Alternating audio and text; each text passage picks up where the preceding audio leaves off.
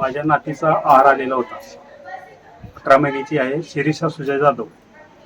दुपारी ते पाकिट फोडल्यानंतर त्यामध्ये डाळ आणि तांदूळ मिक्स होतं, त्यामध्ये ते सापाचे पिल्लू सापडले. नंतर मी अंगणवाडी सेविकांना व्हॉट्सअप करून फोटो पाठवला आणि त्यांना सांगितलं की हे आहार वर्ण कोणालाही वाटू नका. असे जर गैरप्रकार व्हायला लागले तर मुलं अंगणवाडीत आम्ही पाठवू शकत नाही. हे शासनाने वेळच्या वेळी ह्याला रोख करावी ही विनंती आहे.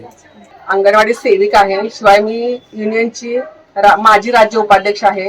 काल जो आमच्या पलूसमध्ये नागरी प्रकल्पामध्ये जो आहार वाटप केला, सकाळी 7 वाजल्यापासून आहार वाटप होता, तो 2ला आहार वाटप संपला आणि मग कृषीनगरमध्ये एका अंगणवाडीमध्ये पालकांनी तो आहार लगेचच नेला आणि नेल्यानंतर त्यांनी घरी गेल्यानंतर त्यांच्या संबंधित घरच्या व्यक्तीनं ते पाकिट फोडलं आणि फोडलेल्या पाकिटामध्ये त्यांना सापाचं पिल्लू दिसलं आणि त्यांनी ते ज्या अंगणवाडीतून ते पाकिट नेलेलं होतं त्या अंगणवाडी सेविकेला त्यांनी फोटो पाठवला आणि सांगितलं की सापाचं ह्याच्यामध्ये पिल्लू आहे. तर शासन जो आहार देतोय तो खरोखर अतिशय निष्कृत दर्जाचा आहे, कारण या आहारामुळे ते जे सापाचं पिल्लू पॅकिंग मध्ये होतं ते सडत पाक सडलेलं होतं आणि ते सडून म्हणजे त्याच्या शरीराचे कितीतरी अवशेष, त्याचे विष अन्य तांदळाच्या पाकिटामध्ये कशावरून गेले नसतील आणि ते खाऊन जर राज्यातल्या, कारण राज्यावर एकच ठेकेदार आहार पुरवठा करतोय, जर काय हा जो आहार आहे तो 6 महिने ते 3 वर्षे वयोगटातील मुलांना, गरोदर स्तनांना, जर एखाद्या गरोदरनं तो आहार खाल्ला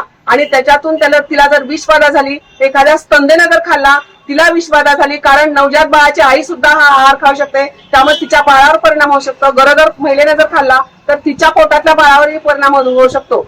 जर असं काही झालं, हा जो आहार वाटप केलेला आहे अजून करत आहेत, या आहारामुळे जर कुणाला काही जीवितहानी झाली तर याला पूर्णपणे शासन आणि ठेकेदार जबाबदार आहे. शासनाला जर आहार द्यायचा असेल तर पहिला जो होता गहू, तांदूळ, साखर, डाळ, चणा तो आहार द्यावा, अन्यथा हा तयार केलेला आहार देऊ नये. ह्या तयार केलेल्या आहाराला मीठ लावलेलं आहे, हळद लावलेलं आहे, तेल लावलेलं आहे आणि त्याच्यामध्ये डाळ मिक्स आहे, त्यामुळे ते लवकर जाळी पकडून त्याच्यामध्ये आळी आणि मसुकिडं होण्याची दाट शक्यता म्हणजे होत आहेतच. बऱ्याच ठिकाणी अजून माझ्या जिल्हा काही आठवत नाही मला, पण मागच्याच महिन्यामध्ये ह्या पोषण आहाराच्या तांदळाच्या पाकिटामध्ये मेलेली चिमणी सापडल्या, काही ठिकाणी आळ्या सापडल्यात.